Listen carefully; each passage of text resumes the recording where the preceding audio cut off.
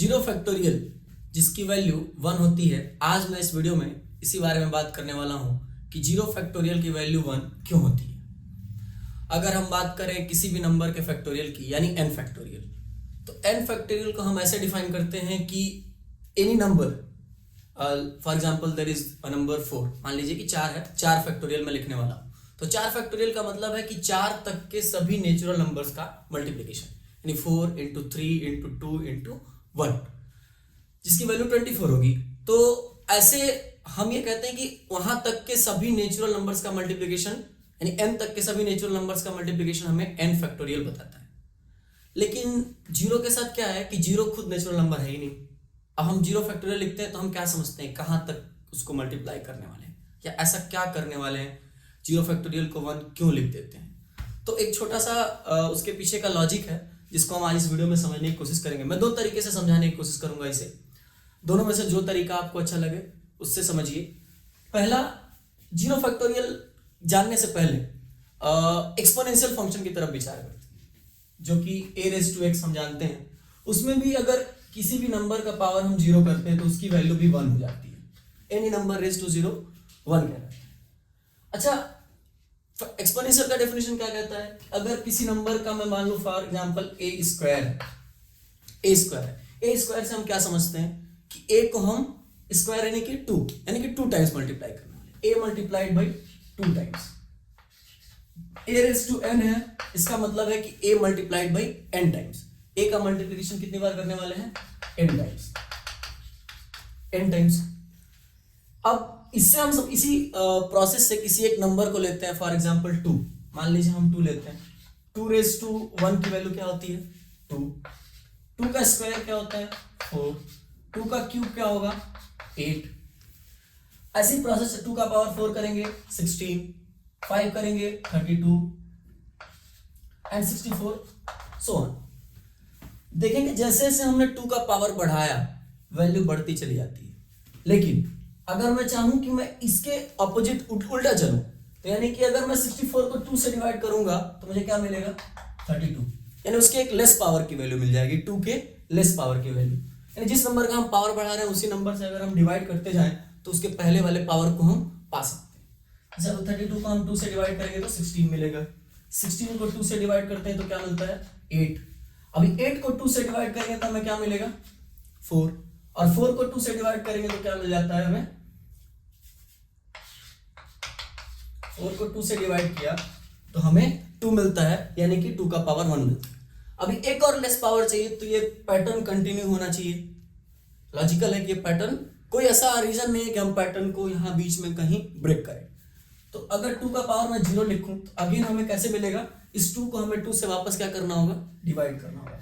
इसकी वैल्यू क्या होती है, 1 होती है। तो इस प्रकार 2 का पावर 0 क्या होगा, 1 होगा। अभी आप सोच रहे होंगे इसके पहले भी चलेगा, ये जरूर चलेगा, जरूर कंटिन्यू करेगा। अभी 2 का पावर मैं लिखूं -1, तो पैटर्न के हिसाब से 2 का पावर -1 कैसे आना चाहिए, इस अगेन हम इस 2 को किससे डिवाइड करेंगे, सॉरी ये 2 का पावर 0 क्या है, 1 है। तो अगेन हम इस 1 को किससे डिवाइड करेंगे, 2 से। सारा पैटर्न तो वही चलता आ रहा है। तो 1 को 2 से डिवाइड करेंगे तो क्या मिलेगा, 1/2। अगेन अगर मुझे 2 का पावर -2 चाहिए तो हम क्या करेंगे, इस 1/2 को अगेन 2 से डिवाइड करेंगे, तो 1/2 डिवाइडेड बाई 2 तो हमें क्या मिलेगा, 1/4, और ये पैटर्न चलता रहेगा। तो ये लॉजिक समझ में भी आता है कि ये एक करेक्ट सीक्वेंस है, इस तरीके से समझा जा सकता है। अगर ये बात समझ में आती है तो हम जीरो फैक्टोरियल के बारे में बात करने वाले हैं कि फैक्टोरियल में भी ऐसा होता है। तो देखते हैं जरा 1 का फैक्टोरियल क्या होता है। 1 का फैक्टोरियल 1 होता है। 2 फैक्टोरियल की वैल्यू क्या होगी, 2 इंटू 1 यानी कि 2। 3 फैक्टोरियल क्या होगा, 3 इंटू 2 इंटू 1 यानी 6। 4 फैक्टोरियल की वैल्यू अभी हमने स्टार्टिंग में बोला, 4 फैक्टोरियल 4 इंटू 3 इंटू 2 इंटू 1 यानी कि 24। और 5 factorial 5 into 4 into 3 into 2 into 1 यानी 120। और ये पैटर्न कंटिन्यू होता रहेगा। 6 फैक्टोरियल की वैल्यू 720 होगी। लेकिन अब इसमें भी देखते हैं, अगर मान लीजिए 5 फैक्टोरियल की वैल्यू 120 है, अगर हम 5 फैक्टोरियल लेंगे जिसकी वैल्यू 120 है, इसको वापस अगर 5 से डिवाइड करते हैं तो हमें 4 फैक्टोरियल मिलेगा। अगर हम 120 को 5 से डिवाइड करते हैं तो हमें 4 फैक्टोरियल की वैल्यू मिलेगी। अगेन अगर हम 4 फैक्टोरियल को 4 से डिवाइड करें तो हमें क्या मिलेगा, 3 फैक्टोरियल की वैल्यू। और अगर 3 फैक्टोरियल की वैल्यू को अगर हम वापस 3 से डिवाइड करते हैं तो हमें क्या मिलेगा? 2 फैक्टोरियल की वैल्यू। और अगर 2 फैक्टोरियल की वैल्यू को 2 से डिवाइड करें तो हमें क्या मिलेगा? 1 फैक्टोरियल की वैल्यू। अब अगर वही काम अगर यहाँ है, यहाँ भी लॉजिक को कंटिन्यू किया है तो यहाँ भी करना चाहिए। तो यानी कि अब अगर हमें 1 से एक कम यानी कि 0 फैक्टोरियल चाहिए तो हमें क्या करना होगा? 1 को 1 से डिवाइड करना होगा। 1 फैक्टोरियल को 1 से डिवाइड करेंगे तो हमें क्या मिलेगा? 1, और जिसका 0 फैक्टोरियल की वैल्यू होगी। तो इस प्रकार से हम समझते हैं कि 0 फैक्टोरियल की वैल्यू 1 क्यों होती है। और एक बात की, नेगेटिव नंबर्स का फैक्टोरियल डिफाइन क्यों नहीं होता है। अब मान लीजिए यहीं से देख लेते हैं कि अगर 0 से एक कम है -1, तो -1 फैक्टोरियल कैसे आना चाहिए? तो इस 0 को हमें किससे डिवाइड करना पड़ेगा?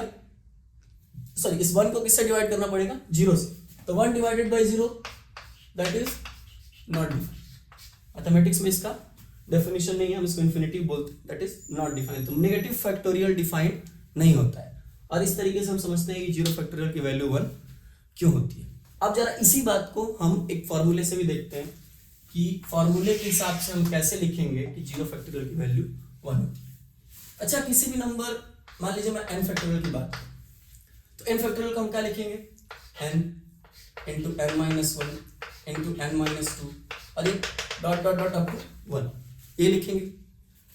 अच्छा, अगर मैं यहां से यहां तक को बोलूं, इसको मैं क्या लिख सकता हूं? इसको लिख सकता हूं n into n minus 1 factorial. इतनी सी बात क्या है, n माइनस 1 से लेके 1 तक का मल्टीप्लीकेशन यानी कि n माइनस 1 फैक्टोरियल। यहां तक बात क्लियर है। अब क्या करेंगे? n को इधर डिवाइड में लेके आएंगे तो ये बन जाएगा n factorial upon n is equal to n minus 1 factorial. Clear?